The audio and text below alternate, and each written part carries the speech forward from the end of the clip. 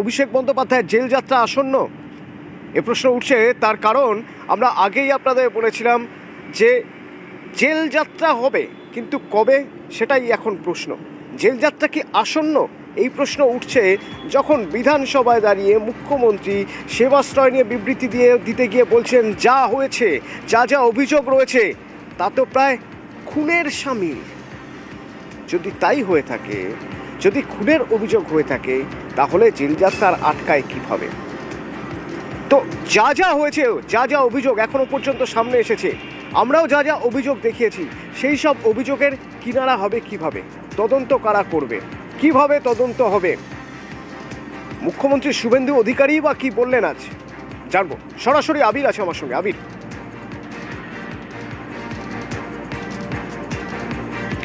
অতনু, সেবাশ্রয় নিয়ে একাধিক বিষয় আজকে মুখ্যমন্ত্রী বিধানসভার ভিতরে যে বিবৃতি দিয়েছেন তার মধ্যে তিনি উল্লেখ করেছেন। প্রথমত তোমাকে জানিয়ে রাখি, সেটা হচ্ছে যে ক্যাম্প চালানোর জন্য চিকিৎসকদেরকে কিভাবে নিয়ে আসা হয়েছিল সেটি তদন্তের আওতাভুক্ত হয়েছে এবং সেই তদন্তের কাজ রাজ্যের স্বাস্থ্য দপ্তরের তরফ থেকে করা হবে।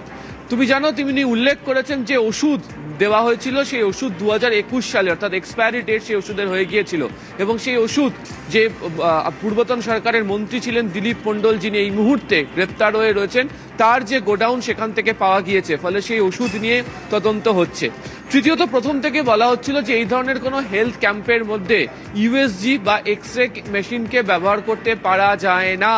এক্ষেত্রে দাঁড়িয়ে নিয়ম কি রয়েছে এবং ক্যাম্পগুলিতে কিভাবে ব্যবহার করা হয়েছিল তার পরিপ্রেক্ষিতে কি ব্যবস্থা নেওয়া হচ্ছে। প্রথমত, সেই মেশিন যেখান থেকে নেওয়া হয়েছিল সেগুলোকে যেমন বাজেয়াপ্ত করা হচ্ছে, সিজ করা হচ্ছে, একই রকমভাবে হচ্ছে কেন্দ্রীয় সরকারের স্বাস্থ্য দপ্তর এবং অ্যাটমিক এনার্জি বিভাগ দুটি জায়গাতেই রাজ্য সরকারের তরফ থেকে চিঠি দেওয়া হয়েছে এবং সেই চিঠি অনুযায়ী যাতে যথোপযুক্ত ব্যবস্থা গ্রহণ করতে পারা যায় সেটাকে দেখতে বলা হলো। দ্বিতীয়ত হচ্ছে এই গোটা ঘটনাগুলি তদন্ত করার ক্ষেত্রে শুধুমাত্র সিআইডি নয়, সিআইডির সঙ্গে এসটিএফ থাকবে, যারা স্বাস্থ্য দপ্তর তো তদন্তই করছে। এছাড়া একাধিক অভিযোগ দক্ষিণ 24 পরগনার বিভিন্ন থানাগুলিতে জমা পড়েছে এবং যেহেতু নন্দীগ্রামেও সেবাশ্রয় হয়েছিল, ফলে সেখানকার জেলা পুলিশেরও সাহায্য নেওয়া হচ্ছে। তারাও বিভিন্ন দিক থেকে যে রিপোর্ট সংগ্রহ করছেন এবং মুখ্যমন্ত্রী বিবৃতির মধ্যেই বললেন যে সমস্ত তদন্তকারী সংস্থার রিপোর্ট একসঙ্গে নিয়ে যে তদন্ত পরিসর অনেকটা বৃদ্ধি করে সেটা এগোনো হচ্ছে। আর একটা অত্যন্ত গুরুত্বপূর্ণ জিনিস আজকে হয়েছে, সেই গুরুত্বপূর্ণ জিনিসের মধ্যে তুমি দেখেছো যে আজকে মুখ্যমন্ত্রী চিঠির প্রসঙ্গ তুললেন, ডক্টর রাজীব বিশ্বাসের চিঠির প্রসঙ্গ তুললেন।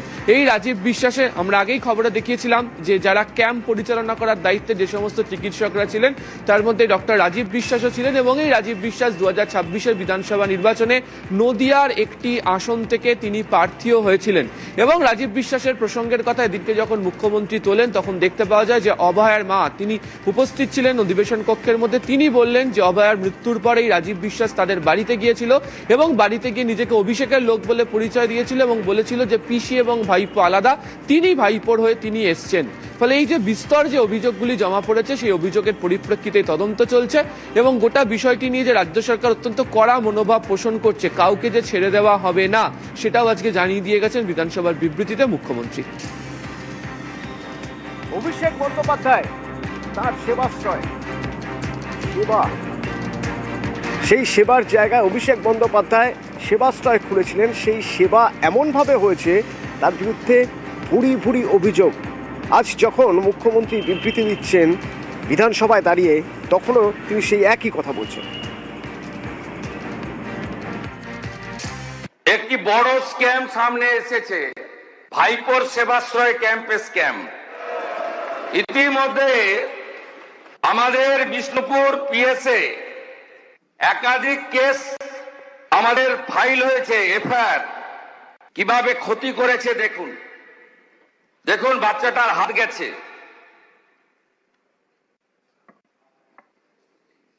দেখুন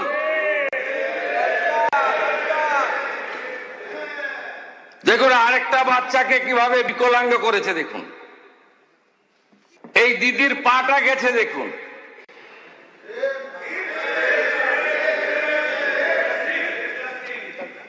এ যেটা করেছে এই চিটিংবাজ ভাইপো, আল্ট্রাসোনোগ্রাফি মেশিন বাইরে নিয়ে গেছে, এক্সরে মেশিন বাইরে নিয়ে গেছে, সরকারি হসপিটালের ডাক্তারদের বাইরে নিয়ে গেছে, মেডিকেল কলেজের স্টুডেন্ট মুখ্যমন্ত্রীকে চিঠি দিয়েছে। মেডিকেল কলেজের স্টুডেন্ট ডাক্তার হতে পারে, চিকিৎসা করতে পারে, তো একবার ঢুকলে বেরোবে না। এ তো খুনের মামলা।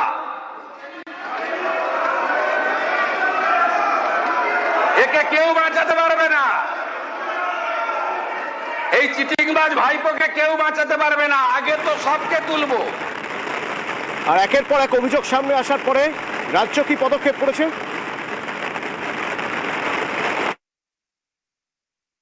আমি বাংলার জনগণকে আশ্বস্ত করতে চাই যে আমরা এই ব্যাপারে রাজ্য পুলিশের সিআইডি, এসটিএফ, দক্ষিণ চব্বিশ পরগনা জেলা পুলিশকে নিয়ে, তার সঙ্গে আমাদের মেডিকেল এক্সপার্টদের নিয়ে আমরা ব্যাপক অভিযান এবং ব্যাপক তদন্তের কাজ করছি। মানুষের জীবন নিয়ে যারা ক্ষতি করেছেন এবং এই ক্যাম্পে যারা ক্ষতিগ্রস্ত হয়েছেন তাদের প্রত্যেকটি অভিযোগকে এফআইআর হিসেবে ট্রিট করা হয়েছে। এবং আপনারা নিশ্চিন্ত থাকুন, এত বড় জঘন্য অপরাধ এই পশ্চিমবঙ্গে এই মেডিকেল ক্যাম্প নিয়ে ভাইপো করেছে, তার সাকরেতরা করেছে, তাদের একজনকেও ছাড়ার কোনো সিন নেই। সময় কথা বলবে, টাইম উইল স্পিক। আমরা আট ঘাট বেঁধে প্রস্তুতি নিয়ে সমস্ত তথ্য জোগাড় করে এভিডেন্স নিয়ে ভারতীয় ন্যায় সংহিতা অনুযায়ী কাজ করছি। যথা সময়ে বৃক্ষ তুমি কে, ফলে না পরিচয়তে। ভয়ঙ্কর ভয়ঙ্কর অভিযোগ সামনে এসেছে। আমরা আপনাদের দেখিয়েছিলাম মালতী বিশ্বাস, যিনি চিকিৎসা করাতে গিয়েছিলেন পায়ে, শেষমেশ তাকে পাটা কেটে বাদ দিতে হয়েছিল। আজ যখন মুখ্যমন্ত্রী বলছেন যে কাউকে ছাড়া হবে না, কোনো রেয়াত করা হবে না, সব অভিযোগের তদন্ত হবে, তখন মালতী বিশ্বাস কি বলছেন? মালতী বিশ্বাসের সঙ্গে রয়েছে আমার সহকর্মী অমিত।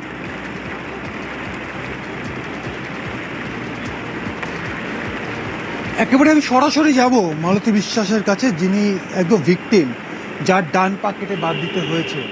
আজকে তো আপনি বিবৃতি শুনছিলেন, মুখ্যমন্ত্রী সরাসরি বলছেন যে কাউকে রেয়াত করা হবে না, প্রত্যেকটা অভিযোগের ব্যবস্থা, প্রত্যেকটা অভিযোগের ক্ষেত্রে এফআইআর হয়েছে, আপনার কেসেও এফআইআর হয়েছে, আপনার পরিবারের পাশে প্রথম থেকে রয়েছে বর্তমান মুখ্যমন্ত্রী, বর্তমান রাজ্য সরকার। আজ কিন্তু আপনি নিজের মুখে বিবৃতি শুনেছেন, সিআইডি স্টেপ ইনভেস্টিগেশন করছে, অভিষেক বন্দ্যোপাধ্যায়কেও ছাড়া হবে না, এমনকি খুনের সামিল বলছে।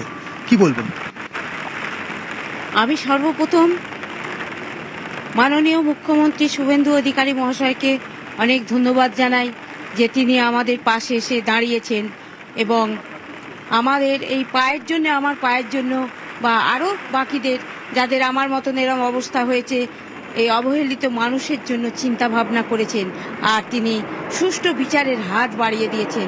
আমি তাকে অনেক অনেক ধন্যবাদ জানাই আর ঈশ্বর তাকে অনেক আশীর্বাদ করুন, তিনি যেন আরও অনেক দিন আমাদের এই রাজ্যে রাজত্ব করতে পারেন। আর আমি চাই যেন দোষীদের উপযুক্ত যেন শাস্তি যেন হয়। এই মডেল ক্যাম্পে গিয়ে আমার যে এই খারাপ ওষুধ খেয়ে আমার যে পা যে চিরদিনের জন্য চলে গেল, তার যেন কঠোর শাস্তি দেওয়া হয়। আমি এটাই আশা করি মাননীয় মুখ্যমন্ত্রীর কাছে। তার ছেলে, মালতী দেবীর ছেলে আমাদের সঙ্গেই রয়েছে, সৌম্য, আমি তার কাছে যাব এই মুহূর্তে। আপনি তো শুনছিলেন বিবৃতি, সরাসরি উনি বলছেন কাউকে রেয়াত করা হবে না, এসটিএফ সিআইডি তার ইনভেস্টিগেশন করছে, বিভিন্ন জায়গাতে অভিযান চালানো হয়েছে। অভিষেক বন্দ্যোপাধ্যায়ের সেবাশ্রয় ক্যাম্প যে অনিয়ম বা বেনিয়ম করছে, খুনের সামিল, কারণ আপনার মা খালি ভুক্তভোগী না, আরো অনেকে ভুক্তভোগী। হ্যাঁ, ধন্যবাদ দেবো স্বাস্থ্যমন্ত্রীকে, ধন্যবাদ দেবো মুখ্যমন্ত্রীকে। তাদের কাছে কৃতজ্ঞতা স্বীকার করে নি যে তারা এই ঘটনা পূর্ণাঙ্গভাবে তদন্ত ভার তারা তাদের নিজেদের কাঁধে তুলে নিয়েছে। তারা দায়িত্ব দিয়েছে সিআইডি ডিপার্টমেন্টকে, এসটিভি ডিপার্টমেন্টকে এবং মেডিকেল ডিপার্টমেন্টকে নিয়ে তারা পূর্ণাঙ্গভাবে তদন্ত করবে এবং তারা আশ্বাস দিয়েছেন এবং আমাদেরকে কথা দিয়েছেন যে তারা উপযুক্ত শাস্তি পাবে যারা প্রত্যক্ষভাবে জড়িত রয়েছে। ইতিমধ্যেই রবীন্দ্রনগর থানার তরফে ইনভেস্টিগেশন শুরু হয়ে গেছে, স্টেটমেন্ট রেকর্ডের কাজ চলছে, বিভিন্ন যাদের বিরুদ্ধে অভিযোগ তাদের স্টেটমেন্ট রেকর্ডের কাজ চলছে এবং মুখ্যমন্ত্রী স্পষ্ট বলছেন কেউ রেয়াত পাবে না।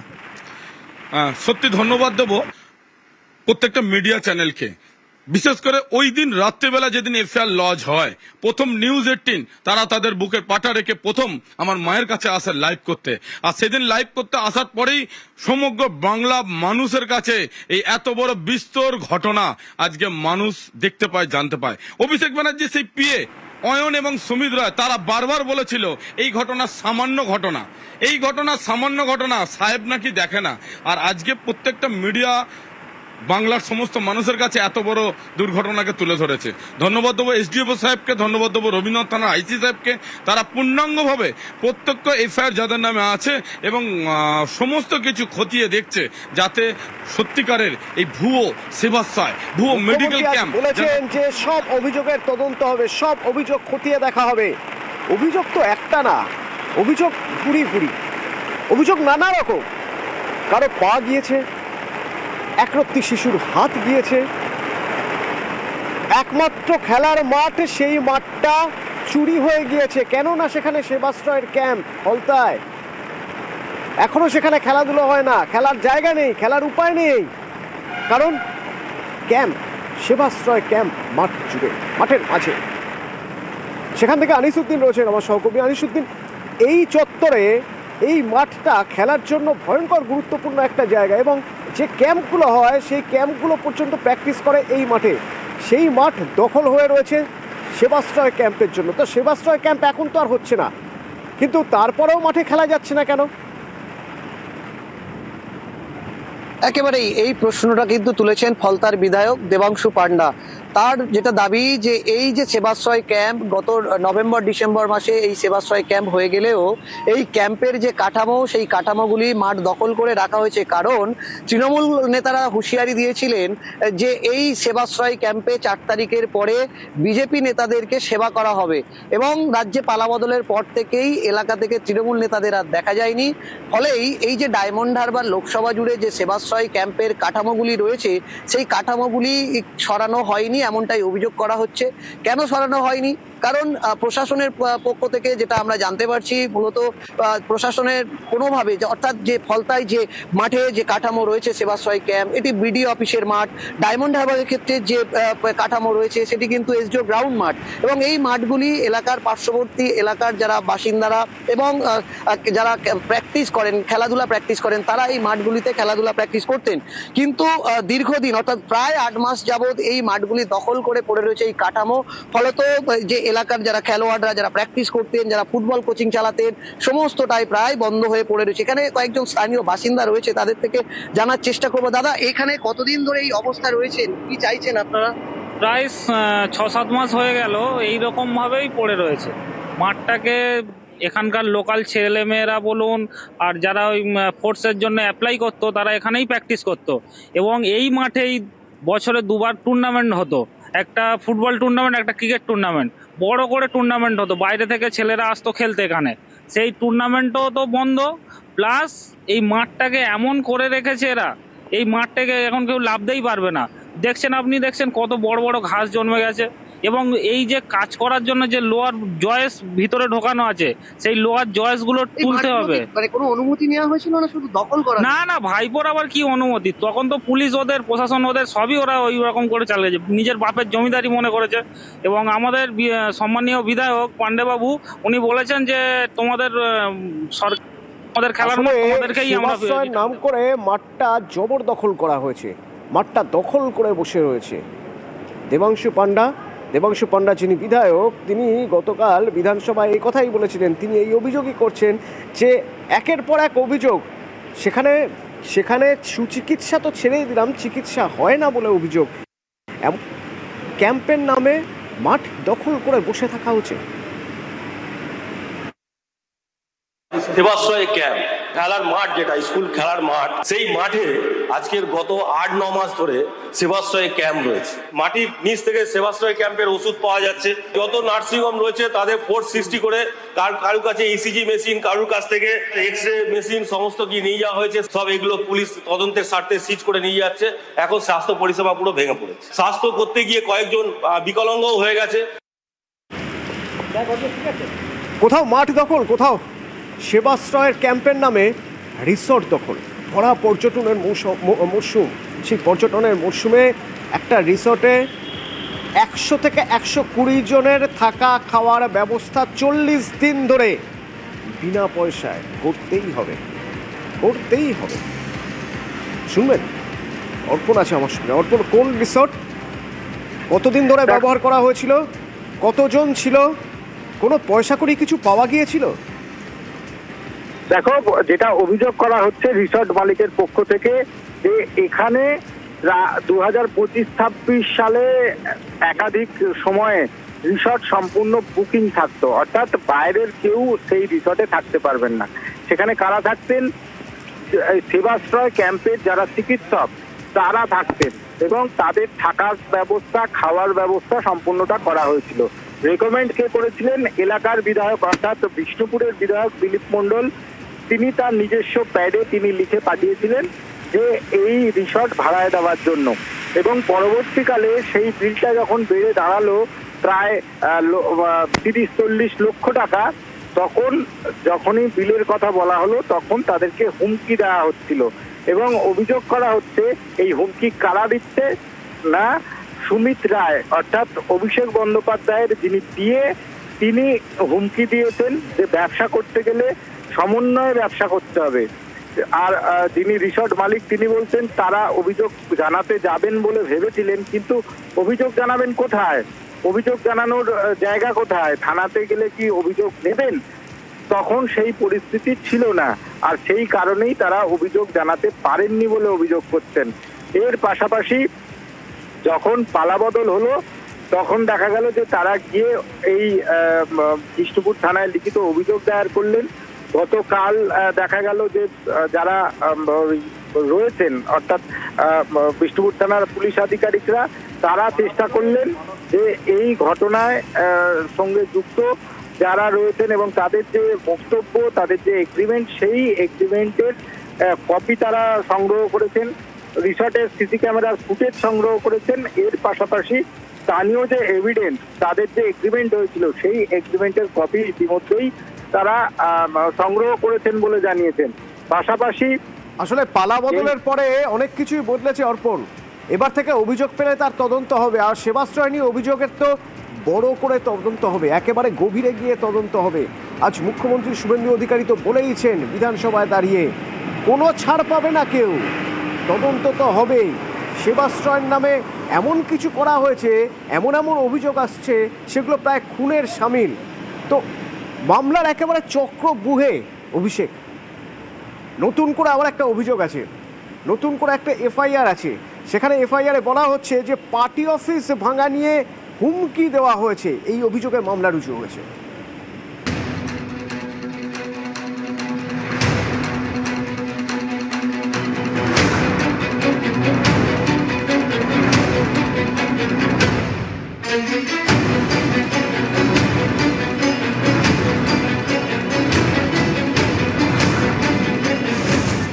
হুমকি দেওয়ার অভিযোগ, অভিষেক বন্দ্যোপাধ্যায়ের বিরুদ্ধে একাধিক ধারায় এফআইআর দায়ের। দক্ষিণ 24 পরগনার আমতলার আপাত ছাপোষা এলাকায় কয়েকদিন আগে পর্যন্ত এক অট্টালিকা মাথা তুলে দাঁড়িয়েছিল। তৃণমূল জামানায় এই অট্টালিকা ছিল ক্ষমতার ভরকেন্দ্র। ডায়মন্ড হারবারের তৃণমূল সাংসদ অভিষেক বন্দ্যোপাধ্যায়ের পার্টি অফিস।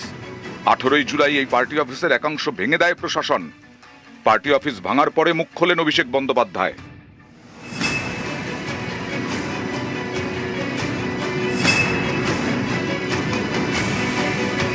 একদম একতলা দুতলা বুলডোজার দিয়ে প্রায় ভেঙে গুড়িয়ে দেওয়া হয়েছে। গেরুয়া ভেট্টি মাথায় বেঁধে, গেরুয়া উত্তরীয় পরে, মুখ ঢেকে সেই পার্টি অফিসে ঢুকে তাণ্ডব লীলা চালিয়েছে। প্রত্যেক ক্রিয়া সমান এবং বিপরীত প্রতিক্রিয়া আছে, এটা বিজেপির নেতারা যেন ভুলে না যায়।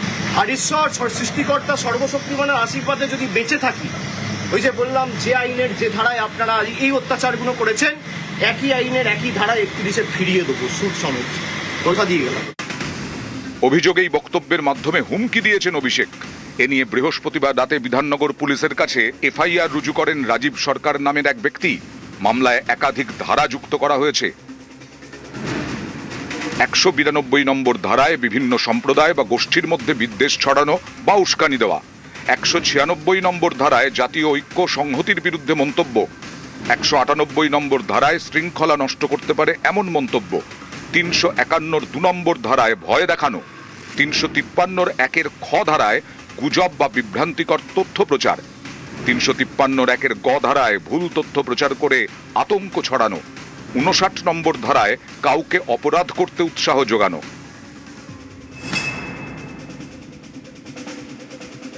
আমাকে রাস্তায় ফেলে মার্চ মেরে গেছে, সবই তো পুলিশের কাছে বাগুড়ি থানায় কমপ্লেন রয়েছে। উনি রক্ষা কবচ নিচ্ছেন একদিকে আদালত থেকে, আরেকদিকে রক্ষা কবচ নিয়েই উনি পরবর্তীকালে উনি মানে সাধারণ মানুষদেরকে হুমকি দিচ্ছেন। একজন রক্ষা কবচ পাওয়া একজন অভিযুক্ত, তিনি ভুলে গেছেন যে তিনি অভিযুক্ত এখনো অবধি। প্রচ্ছন্ন হুমকি আমাদেরও আছে, কারণ আমি ফার্স্ট মামলাটা করেছিলাম একজন পিটিশনার হিসেবে। আমি তো আমার নিজের নিরাপত্তা চাইবই। যদিও আমরা ভবিষ্যতে মদন মিত্রকে আমরা এই কেসে সাক্ষী করার জন্য আবেদন করব। মদন মিত্র নিজের ফেসবুক প্রোফাইলে উনি স্বীকার করে নিয়েছেন যে অভিষেক ব্যানার্জি একজন ক্রিমিনাল। তাই মদন মিত্রকে অবিলম্বে সাক্ষী হিসেবে ডেকে তাকে মানে জিজ্ঞাসাবাদ করাটা অত্যন্ত জরুরি। এছাড়াও অভিষেক বন্দ্যোপাধ্যায়ের বিরুদ্ধে একের পর এক মামলা।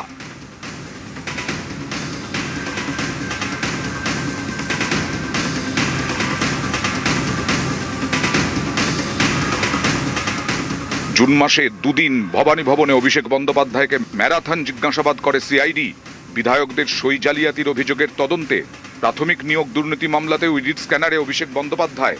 রাজ্য তোলপাড় হয়েছে শিক্ষক নিয়োগ দুর্নীতিকে ঘিরে।